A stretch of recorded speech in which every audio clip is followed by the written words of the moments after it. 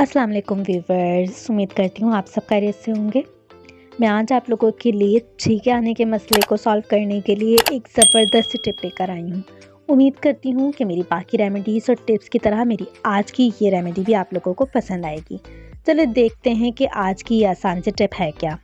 आज की टिप के लिए आपको करना कुछ यूँ है कि अगर आपको बार-बार छींकें आ रही हैं और आप चाहते हैं कि इससे निजात पाएँ, तो आपने अगर आपके पास हरा धनिया मौजूद है, तो आपने हरा धनिया लेना है और उसको सूंघना है। सिर्फ़ सूंघने से ही आपकी छींके आने का प्रॉब्लम सॉल्व हो जाएगा। उम्मीद करती हूँ मेरी बाकी रेमेडीज़ और टिप्स की तरह मेरी आज की ये आसान सी टिप भी आप लोगों को पसंद आएगी होगी।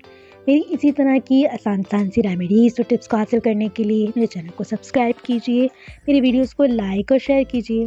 अल्लाह हाफ़िज़।